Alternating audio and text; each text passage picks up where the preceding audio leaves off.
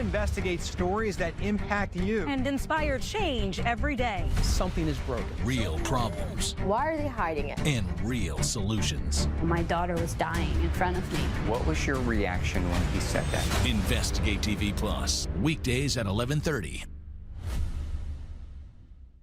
Cardinals baseball. Catch the action live on KWQC TV6. You're watching KWQC TV, the news leader, making a difference in the Quad Cities. Live from the KWQC Broadcast Center in downtown Davenport with Morgan Otier and Kyle Keel. This is Quad Cities Live. Today on QCL, a local boy's battle with cancer sparked a movement that's helping families all across the region. We'll learn more about the Hudson Strong Foundation and how you can support their mission at an unforgettable masquerade ball. Plus, we will sit down with East Moline's own Diana Rodriguez. She's the newest member of the KWQC First Alert Weather Team. Get to know her and find out how she got her interest in weather. And if you think your AC is struggling to keep up with this summer heat, Peterson Plumbing and Heating is here with what you can do right now to stay cool and avoid costly repairs. Hello and welcome to Quad Cities Live. It is Wednesday, July 2nd. Thanks as always for joining us this afternoon. I'm Kyle Keel. I'm Morgan Otier. Grab your paddle and get ready to make a splash because River Action's Floatzilla is back. It is the largest paddle event on the Mississippi River with kayaks and canoes launching from 5 sites across the QC. Yeah, and with more than 1,200 participants and the river closed down to commercial watercraft, Floatzilla offers a very unique opportunity to explore our area's natural beauty. And joining us now to talk about one of the area's most beloved summer events is Chris True from River Action. Chris, as always, thank you so much for joining us. Glad to be here. Thank you. Thank you. So you got to be excited. Floatzilla coming up here very soon. So for those who've never participated in Floatzilla, talk more about it and why River Action puts us on every year. Yeah, I mean, it's 17th year of doing it. Yeah. It's a fun, leisurely paddle down the Mississippi, and it's for everybody because you can do an 11-mile option, an 8-mile option, a 5-mile option. You know, so it's for everybody. And we just want to get people outside on the water with your neighbors, your community, your family, and just get out and enjoy this river that we have right here. Yeah. And I think you're kind of hitting on it right now, but what do you feel like makes this event every year so special? It's unique. Yes, it certainly is. It's unique, and to shut down the Mississippi River is a big deal. I don't think we comprehend it. We're just used to it, but it's a big deal, and it's a big deal for people to go through the locks. And it's a big deal to have so many safety procedures in place where we're making this truly the safest day you can kayak on the Mississippi right here. And that's what makes it special. Very cool. It's all about being safe as well. So something new this year, you've got the Dam to Dam Kayak and Canoe Race. So talk a little bit more about that and how people can get involved in the race. Yeah, so new is the race. It starts in Hampton at Lock 14, just south of the lock. And it's 9.5, 10 miles. And so it ends at the Yacht Club in Davenport. Okay. So that's where the finish line's at. We want everyone to do it that has an interest in racing. So there will be some elite people with the big, awesome, cool-looking boats. But if you have just a regular 12 foot and larger, so we don't recommend doing it if your boat is less than 12 foot. But if you have something 12 foot and larger and you have some physical ability and you want to do the race, we want you to do the race. Well, that's great. But just be prepared to race. I mean, don't be afraid to do it. We want you to do it. Give it a try, and remember, just showing up is a win. Finishing is a win, and then you float on down and do the rest of Floatzilla with everybody else. That's awesome. That sounds like an awesome new thing for people to participate in. Also very cool is something called Floatzilla Palooza. I love this. That will be happening. It's a mouthful, but fun to say. What can people expect at that?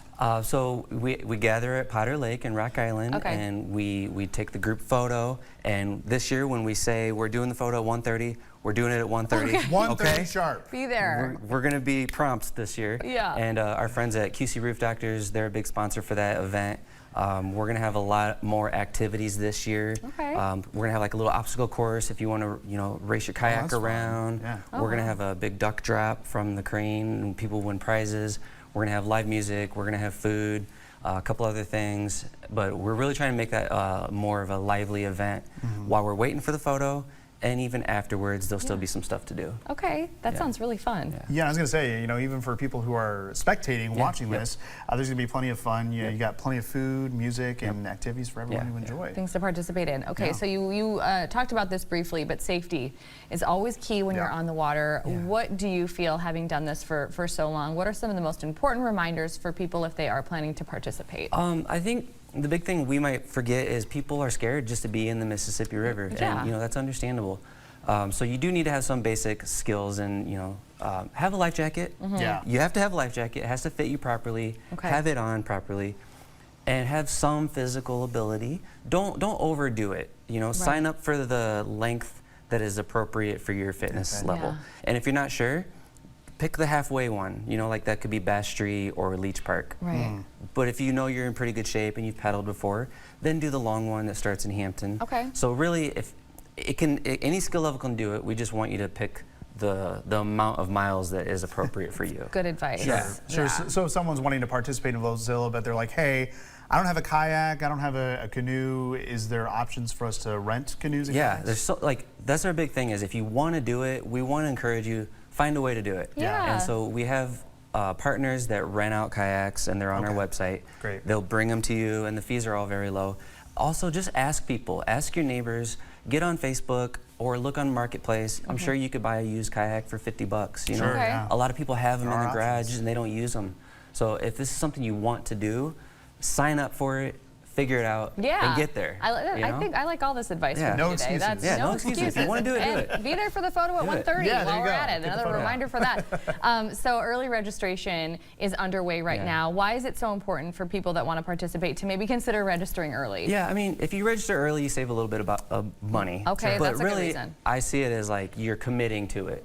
You're saying, I'm gonna do this. I'm gonna sign up my family or a couple friends, or just do it solo. Yeah. You're committed to it. You put it in the calendar, and then you figure out, okay, I need a kayak, I need a life jacket. You know, and when you sign up for something, usually it holds you accountable. Yeah. Yes, And that's very true. That's my big Yeah. thing. Like the Bix. Yes, the big. Yep. I'm signed up, so I got to do it. You You gotta gotta do it. And Yeah. and then it also helps us with volunteers and sure. resources. And you know, if we have a lot of people, we might have some more surprises for you guys. Yeah, Ooh, okay. that's Surprises. that's fun. Yeah. All right, so in addition, obviously, to the floating with Floatzilla, you've got plenty of before and after activities. So touch on the fishing tournament that's happening before Yep. Floatzilla. So that's Friday evening. So we do packet pickup Friday evening Yeah. at Credit Island. Okay. And it's a kids fishing tournament. It's free. There's always some swag given away, donated, and prizes, you know. There's also Outdoor Expo and Swap. If anyone wants to bring some outdoor gear, we're not strict. Bring whatever. Okay. Okay. Fishing stuff, camping stuff, whatever. Someone wants to swap. Clean out the garage. That's cool, yeah. And then we'll have camping available at Credit Island and Oh, then fun. another place as well. So And that's one of the spots too, the launch. yeah, The launch. yeah. spot. So like, yeah, if you're real not sure about your level, start at Credit Island and Okay. just go right across over to Potter Lake and say, okay, There you go. now did I it. know I can do more next year. Yeah. Yeah, I just think that's fabulous advice. And I was just going to ask, I mean, one of our last questions was, what advice would you give to somebody who's never done Floatzilla Yeah. before, but is like, you know what, I'm just going to do it. Like you said, Yeah. just sign up and commit to it. Yeah. You know, beyond just doing what they are able to do physically. Right. Do you have any other words of wisdom or advice? Yeah, I mean, just talk to people. Yeah. Talk Yeah. to people. Look up a YouTube video. Like I said, it's really just doing this. Yeah. You know? Yes, it is. You make me feel like I could do it. You really can. Yeah. You can, Morgan. You can do Yeah. it. So if it's something you have a desire to do, we encourage you to do it, Awesome. and you'll figure it out, and it'll be fine. It'll Because be a really, blast. this is for people of all skill levels. I mean, for Absolutely. me, I've not been in a kayak probably in about, I don't know, 9-10 years. And I Absolutely. could still go out and do it and have a good time. I feel pretty confident. All ages, all fitness levels. Like you Awesome. can do it. Just sign up for the appropriate amount of miles. Yeah. And Yeah. you know what? If you did get in trouble, we have a lot of safety people out there. Good. that'll Wonderful. help It you is out. a way to appreciate all we have here Yes. with our Yeah. rivers. Floatzilla 2025 is set for Saturday, August 16th with packet pickup from 4 to 7 p.m. on Friday the 15th at Credit Island Lodge. To find more information or just get registered, visit the website on your screen, floatzillaqc.org. As always, Chris, thank you so much. You're a wealth of knowledge. Yes. Thank you, guys. Thank See you you. there. Yes. All right, well, up next on Quad Cities Live, get to know the newest member of our TV6 family, Diana Rodriguez. She's the first bilingual meteorologist on our First Alert Weather team. We'll learn more about her hobbies and her interests after the break. You're watching Quad Cities Live. Well, we've got a new face on the First Alert weather team, and she is no stranger to the area. No, she is not. From childhood snow days to severe weather season, she has seen it all, and now she's bringing that hometown perspective to our forecasts. Welcome to Deanna Rodriguez. Thank you for joining us today. Thank you for having me on the show. Welcome. Yes, we're so excited to have you on the show. Excited to have you on the team as well. Yeah. You know, our weather team, we've got a lot of experience in the Quad Cities, and we've got a lot of local experience as well, which I know a lot of TV stations across the country can't really say that. So how does it feel to be able to do this in your hometown? I would definitely say it's an honor for me. Absolutely. You know, it's something, being first generation, to be able to do this in my hometown and work with all of you talented people. It's like, wow, you know, I'm learning from some of the best people. For me, it's like, when I found out, hey, you're gonna have the opportunity, I cried. I was like, are you serious, me?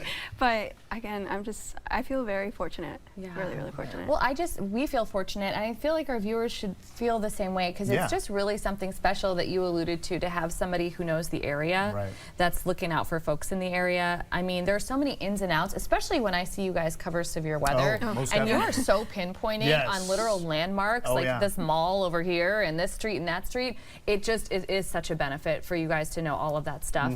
So yeah, we want to learn a little bit more about you. So tell us about your family.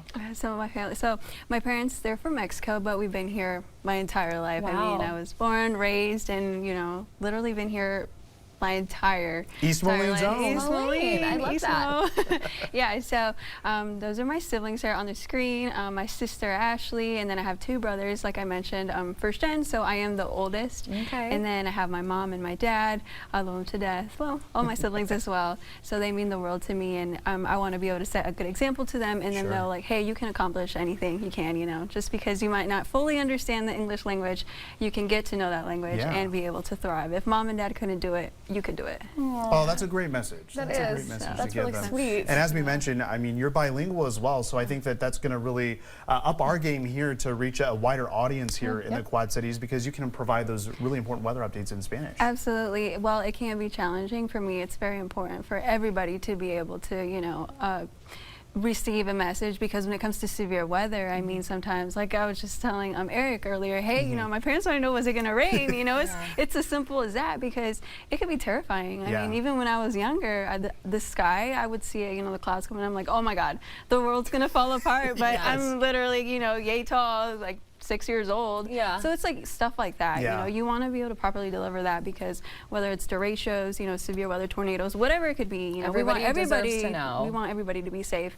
And a lot of people have been impacted lately with severe weather across the country. So I think it's really important. Oh, it absolutely is important. Most definitely. And speaking of severe weather and snowstorms and all that stuff, I don't think I've ever asked you this, but what got you interested in weather? Because, you know, I know for me, it's, you know, one specific event that really got me into it. So what was that event for you, if there was an event? Actually, it was just kind of a, hey, it was my senior year when I was like, okay, I'll give it a try. So when I was little, I actually used to be terrified of severe weather. My parents would be at work. They'd have to come pick me up at school because I would throw up. I would get so sick because, you know, when the tornadoes came, I was so worried. I was like, the world is going to fall apart.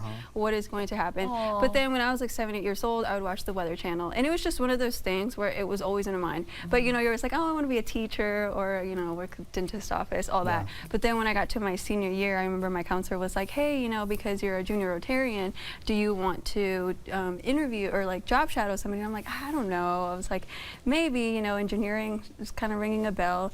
And then after that, they were like, hey, why don't you like job shadow like a TV station? So I was like, okay, so I did. And then that's when I realized I want to give this a try. But I'm always that shy person in like the back of the classroom, so it's kind of funny. Like, I'm like, I don't know. So was I. And I was too. Yeah, so was I. I mean, a little shy. Yeah, you know what? It doesn't mean that you can't be great, and you are fabulous. What kind of response are you getting from viewers since you started on air, especially with the Spanish-speaking community? I mean, people have to be like really excited and be embracing you and love seeing you on TV. The support is amazing. Good. The support, I absolutely love it. Good. You know, I'm glad that I'm able to serve the community, at least in some way, shape, or form. Like you guys, like I mentioned, you guys are all talented, and I want to be able to be as good as all of you guys.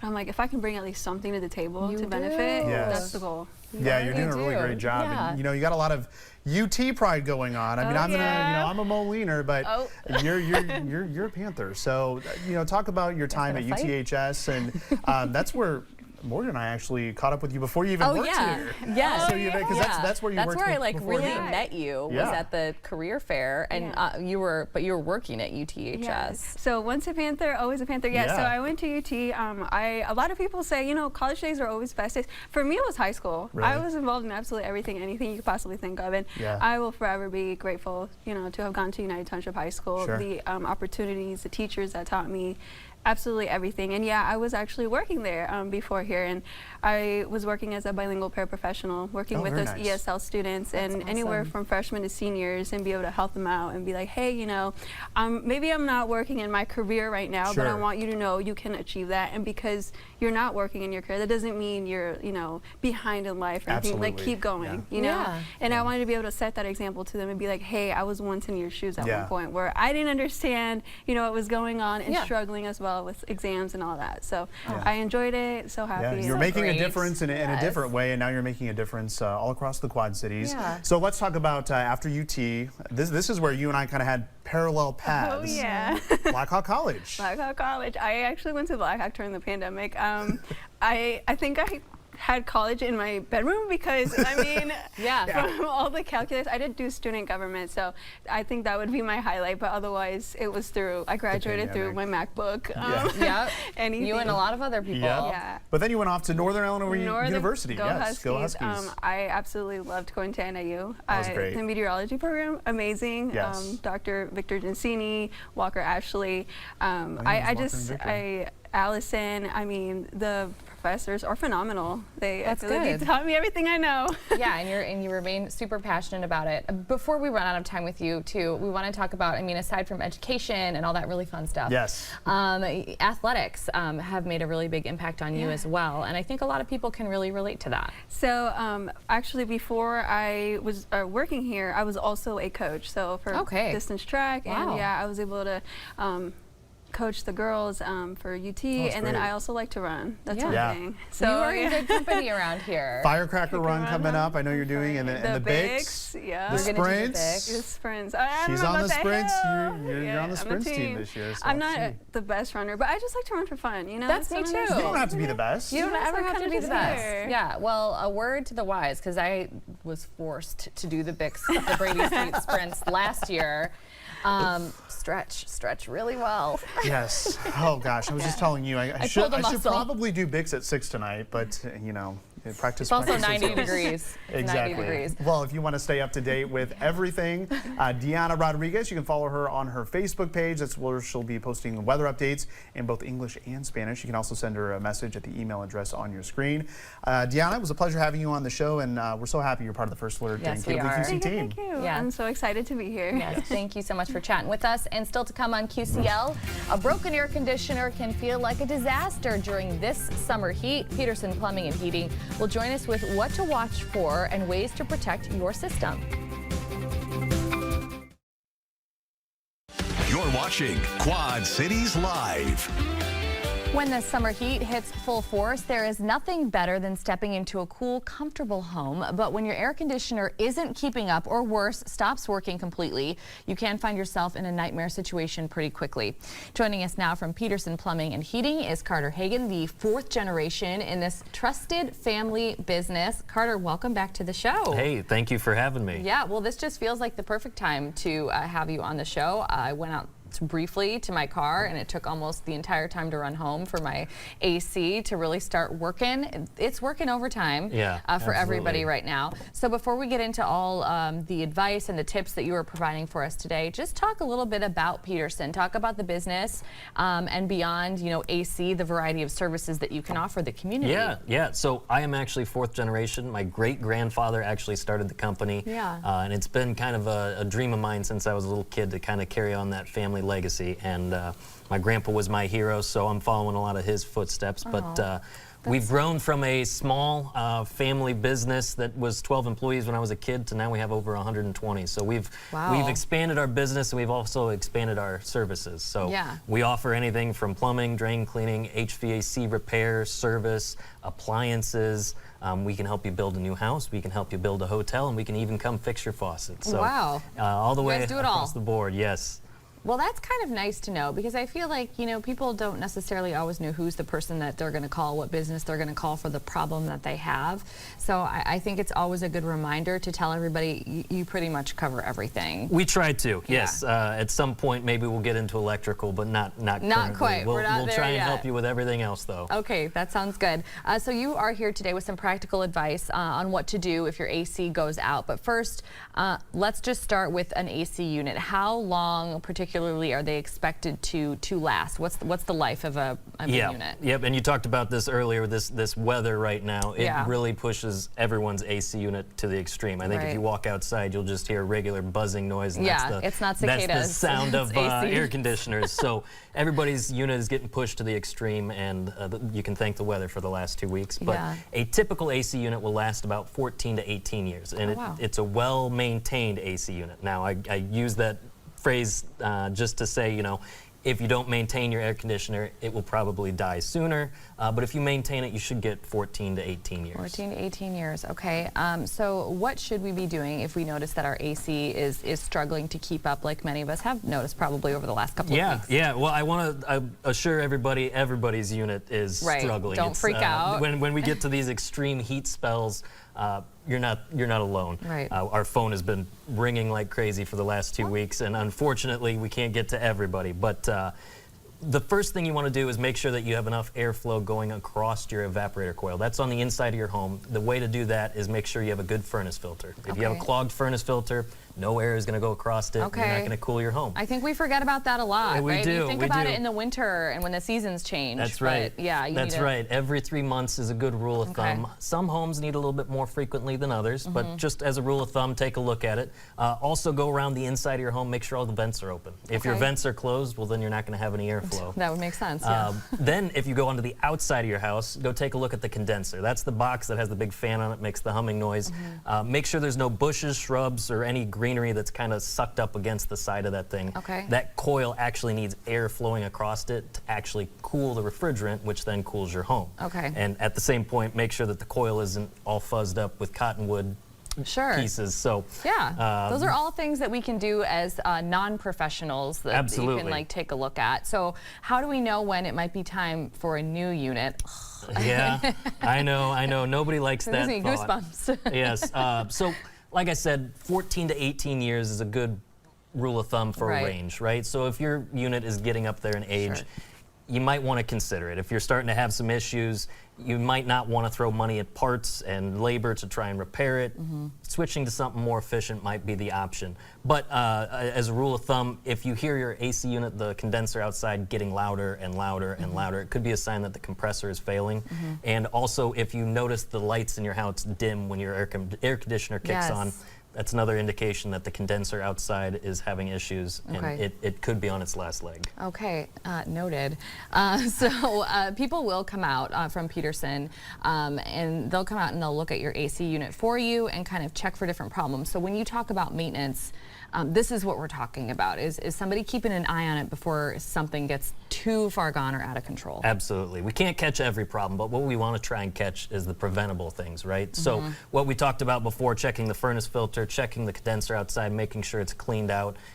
We actually send a tech out, and we have a spring and summer tune-up is what we call it. It's $119.99, and that tech will actually go through your equipment, make sure it's all clean. He'll also check the compressor inside your condenser, make sure that it's not failing, and he'll also check the other electrical components just to ensure that the months ahead you're going to be set. We can't catch everything, but we try to catch it before it becomes a holiday weekend and you've got all the family over and it's 95 degrees in the house. Why does it always seem to work out that way, doesn't it? It always seems to work out that way. Well, you know, it's forget what, if it's Murphy's law? Yes. What can go wrong will go wrong? Yeah, I think you might be right about that. So, you know, Murphy strikes whenever you don't want him to. And it's unfortunate, but, you know, that's why we try to just be proactive about it. And that's something that, you know, any homeowner can take a look at their equipment, but if you don't feel comfortable with it, obviously reach out to us and we'll be able to help you. Well, that is wonderful news. And of course, that was a really cool program that Carter just told us about that people can take advantage of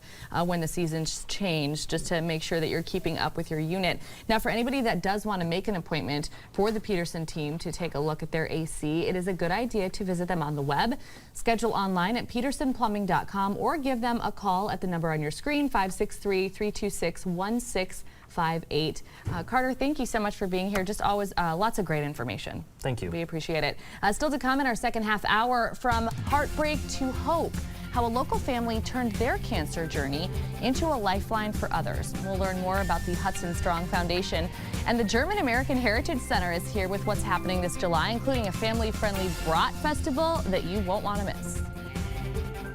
And as Morgan was just mentioning, yeah, it's a pretty warm one out there, as you would expect here for July standards. Temperatures are in the 80s, but we'll bump into the 90s here over the next couple of days. We'll let you know how warm it gets and if there's any chances of storms coming up in your first alert forecast in the second half of Quad Cities Live.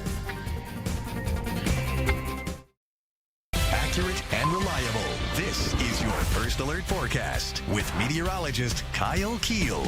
Well, we spent most of the day with sunshine, but now some clouds are moving in as we've got a little complex of storms off to our west. We'll take a look at those in just a moment. But you can see across the region, looking north from the Rock Island camera, north into Davenport, you can see some brighter skies. So the farther north you live, the sunnier the sky is at the moment.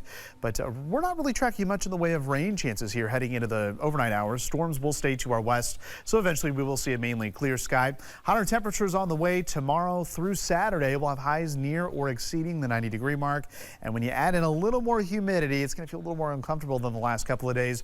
Well, those feels like temperatures close to 100 degrees.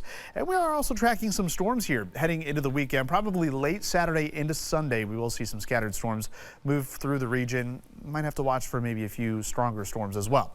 As for right now, there's that complex of showers, isolated thunderstorms. We wouldn't really call it a complex, but just a couple of batches there of some rain here in southern Iowa, northern Missouri. This all is going to continue to dive off to the southeast, so it misses our region. We're just getting some blow-off clouds from those, and any of those fair weather clouds elsewhere in the TV6 viewing area will go away heading into the overnight hours. Maybe a few clouds to start the day here on your Thursday. Of course, it's round one of the John Deere Classic at TPC Deere Run in Silvis, and hey, look at that. Looks like a typical JDC forecast to me. We'll have temperatures by midday in the low to mid 80s, getting close to 90 degrees in the afternoon. And yes, between 3 and 5 o'clock, we'll have to watch for the potential of isolated storms popping up. These will be very hit or miss, and at this point in time, very hard to kind of pin down where those are going to pop up. So here's ExactTrack's idea of how the weather will play out. We'll have that clear sky here heading into the overnight hours. Early tomorrow morning, we'll have just a few passing clouds. Otherwise, I want you to take note of that southerly wind. That's going to lead to the warmer temperatures as well as the higher humidity levels here. So that's going to lead to some more clouds to bubble up here throughout the day on Thursday. Here we are at 1 p.m. No rain, but as we get closer to that peak heating, we'll see just a few thunderstorms bubble up. Notice right here, ExactTrack has that near the Quad Cities or points off to the north. We'll have to watch very closely for red, white, and boom as well. It looks like by sunset, any of that activity should kind of wane as we start to lose that daytime heating. So be sure to download the First Alert Weather app, and we'll be sure to keep you up to date. Heading into the overnight hours, Thursday night into Friday, we'll have another complex of showers and storms, mainly off to the northeast. I think the higher threat of that's going to be into Wisconsin, but we'll see those maybe get into portions of northwest Illinois, and we should see lots of sunshine here heading into the 4th itself. So level 1 risk of severe weather stays to our north tonight, technically from just northeast of the QC, Sterling, Rock Falls, Clinton, stronger storm possible, but again, that higher threat is going to be north. But one thing for sure is that it is going to get a little more humid here as we head into the weekend. 7-day forecast has highs in the low to mid 90s here on Friday, close to 90 on Saturday with storms moving in later in the day, and then could continue into Sunday here as a cold front moves through, and that knocks down the humidity and gives us seasonable temperatures here heading into early next week. So just kind of your typical summer weather forecast here in the Quad Cities over the next several days. Absolutely, but another hot one for Bix at 6. Yes, Bix at 6 tonight. It will be a hot one, so stay hydrated, but definitely get those practice runs in. I should be taking my own advice and doing it myself, but you'll be fine. Yeah, I'll do all right. I got time. All right, Kyle, thank you. You're welcome. Just ahead, the Hudson Strong Foundation has pledged thousands to help other families with kids fighting cancer. We'll get details on the upcoming Masquerade Ball and annual blood drive. You're watching Quad Cities Live. A local family's journey through childhood cancer has turned into a powerful mission to help others.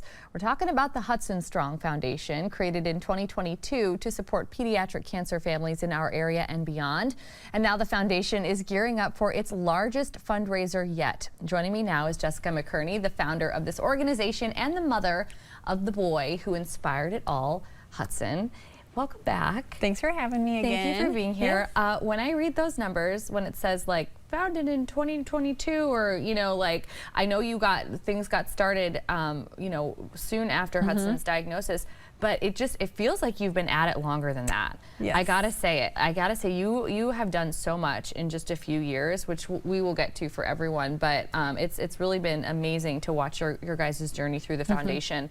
But let's start though talking a little bit about Hudson and his diagnosis, which I believe was in 2019. Yes. Yep. Okay. 2019, he was diagnosed with leukemia, and so he was treated at Stead Family Children's Hospital, and we continued to go there for routine checkups. And he did chemotherapy up until 2022, and then shortly after he completed it, we founded the foundation, and it took off. Yeah, I mean, I know from listening to you speak in the past, whether it has been at your events, this time was just so incredibly tough on your family, and I'm not gonna sit here. I certainly don't want to make you emotional, but I think it really directly ties into what you are now doing for other families who are going through this. Will you just kind of describe for somebody who cancer has not, or pediatric cancer has not touched their lives personally, just some of the things that people may not realize that these families are dealing with? Yeah, so it's a really difficult, isolating time. And you would think that it gets easier as the time goes on, but it doesn't. Those needs continue from the beginning, day one of diagnosis until the end, and then even after treatment. Some people think that treatment is done and their lives go back to normal, but it never really does. So I think that just informing people that they need help all along the way, and even that, after treatment is done, those families really do need our help still. Yeah, they absolutely do. I mean, and many times, a parent can't work throughout the entire treatment, or the medications, like just from reading about Hudson, the medications that child may have had to take for months and months and months, it's going to have effects on them long after treatment is over. So yeah, all things to keep in mind. So when it comes to the foundation, what sort of services or benefits are you all trying to provide these families? So throughout Hudson's treatment, we had so much help from different foundations, and we knew that we wanted other families to feel that same type of support. So what we do is we have an application the family fills out if they're in active treatment in Iowa or the Quad City area, and we provide them with an individualized care package, whether it be gas cards or money for restaurants, different toys. They might need a car seat, they might need a hospital bag packed for them. It varies per family because it's based on what that family needs. Yeah, it is really amazing to me that you have created something that can be so tailored to each family. Any foundation, anytime somebody can do something nice for somebody who's going through something, that's always incredible. But you guys have kind of gone that step further to really learn about the families that you're helping, which is really cool. You did create the Hudson Strong Family Fund just last year. So tell us about that initiative. What makes that different? Yeah, so we really wanted to be able to reach more families, and so we worked with Stead Family Children's Hospital and created Hudson Strong Family Fund to help inpatient families that are going through pediatric cancer.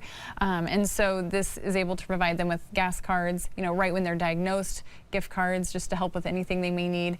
It can help buy wigs, it can help with funeral expenses, unfortunately. It can help with fertility issues for young females. So yeah, and the social worker then helps with that. Wow, well, incredible. And you have this very special event that is coming up on August 8th. It is the Masquerade Ball. So these fundraisers are a really big deal for the foundation. So tell us why, A, we're going to want to show up and be part of this event, but what people can expect when they do. Yeah, it's a great time. This will be our third year. Last year we raised $50,000. The year before it was $40,000, and all of that goes to families. And so it's a really great time, dancing and silent auction, 50-50. Neckers will be there, Nest permanent jewelry will be there. There's different games and just ways to raise money. People have a really good time, dress up, get a mask. Yes, absolutely. You have themes every year. This is really a beautiful event. There are always a few speakers that people can hear from. But aside from that, I mean, you are just dressing up and you're having a good time for a really good cause. Yes. So if people want to attend, what should they do as far as like getting tickets? Where can they find that information? They can just go on our website, hudsonstrongfoundation.org. You can become a sponsor through the website, or you can buy individual tickets. Wonderful. Okay. And something else you have coming up later, I would say late summer, early fall, in September, correct? Yes. You have your annual blood drive. Yes. Okay, so tell us about that, because that's something that we definitely need to get on the calendar sooner rather than later. Yes. So obviously blood donation is, incredibly important to us. It helps save Hudson and many other cancer kids. So we always do it in Parkview every year, and people come. There's a lemonade stand. We sell some of our merch. We have a good time again there, and obviously you're there and saving lives. And Hudson typically likes to get involved too. Yes, very much. He runs the lemonade stand with his sister. He runs the lemonade stand with his sister, which is very, very sweet.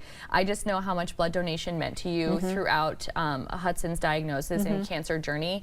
I can say on a personal level, I mean, I just remember you talking all the time on social media about how important it is that people are donating and how it's really getting him through all of his treatments. Yes. So it's a big deal, and this event typically does fill up. I mean, a lot of people reserve their spaces, so if you think that you want to help in that way, definitely make sure that you are getting online and learning how to do that. Now, before we let you go, obviously Hudson is the reason why all of this is happening and why you're doing so much good.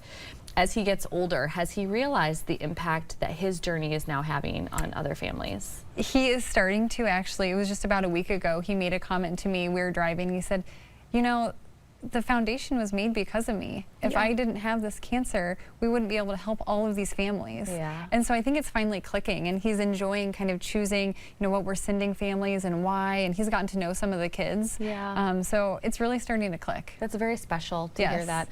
Okay, well, thank you so much. The Hudson Strong Foundation's Masquerade Ball, very fun theme, is set for Friday, August 8th at the Waterfront Convention Center in Bettendorf. Doors open at 6 p.m. For tickets and sponsorship opportunities, visit hudsonstrongfoundation.org/store. As always, Jessica, thank you so much for being on the show and just speaking so candidly about your experience. We really appreciate it. Thank you. Yes, thank you. Just ahead on QCL, the best of the worst is back in town next weekend. We are previewing the German American Heritage Center's Bratwurst Festival, along with free admission, art exhibitions, and more.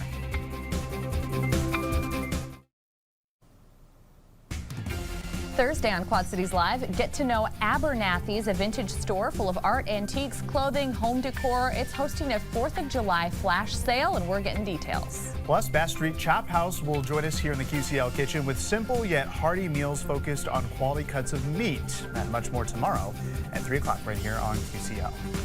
From bratwurst and fine art to cake and coffee, there is a lot brewing this summer at the German American Heritage Center. Yeah, today we're learning about a full lineup of cultural events, new exhibitions, and some exciting collaborations. And joining us with everything you need to know is Claire Tobin. Claire, thank you for coming on today. Thanks for having me. Thank you. Yeah, so you've brought a beer with you today, which we're gonna touch on that in just a few minutes. But we also want to mention that at the German American Heritage Center, it's free admission during the month of July. So I think this is a really great opportunity. If you haven't been able to check this out, this is the month to do it. Yeah, we've never offered this before, but we've had a sponsor come forward and sponsor us. So we have free admission in July. So yeah, it's a great time to visit if you've never been. Yeah. We hear that all the time. There are people who have lived here their whole lives and they've never been in, and it's great. I mean, we have exhibitions, and we're a historic building, so people can just check out the building and the view from the 4th floor. So sometimes that's all it takes is kind of, we've spoken with the Figge Art Museum about something similar, is like removing that barrier.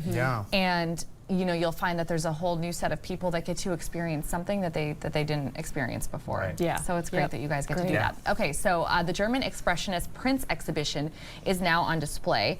So tell us a little bit about that one. Yeah, so that is actually a partnership we're doing with the Figge. We worked with a couple who has collected art for decades. They have a huge print collection, and a lot of them are German Expressionist prints. Okay. So that period in art history was early 20th century, and it was more emotional and less about like realism. So it's more the emotions of the artist. Yeah. And so the prints are really beautiful, and Yeah. you can really, you know, if you look at them longer, a lot of people just look at the first few seconds, Sure.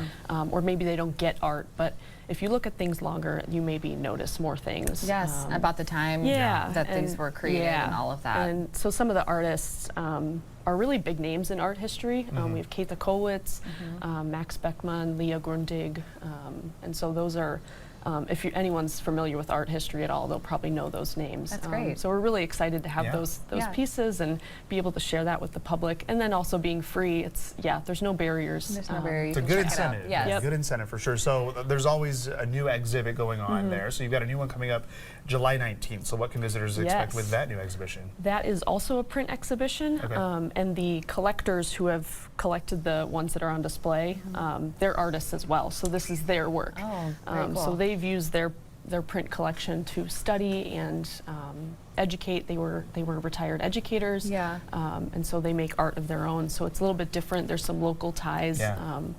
One of the artists, you know, pulls from Iowa City and architecture from Davenport. So there's some recognizable features in their artwork. Yeah. Very cool. Okay, so one thing we absolutely have to talk about while we have you here today is the Best of the Worst Bratwurst Festival.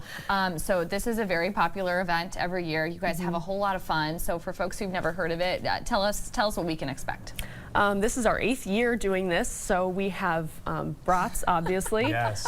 Jerry's Market brings a selection of brats, and people can sample them and then vote on their favorite one. Okay. You can also purchase a brat basket for your meal. Okay. And then we'll have German beer, and then also a special brew from Twinspan that we collaborated on. Oh yes, and that's what you brought with us This is today. not this, but Okay. this it's is not. our first one we did with Twinspan. Oh, so there's a second one There's now. a second Oh, There's a new one that's I thought this coming was out the for one. this. It's Okay, that's never awesome. been out before. Can so I open this? Yes, Yeah, please all right. do. Let's try go. this one. All right.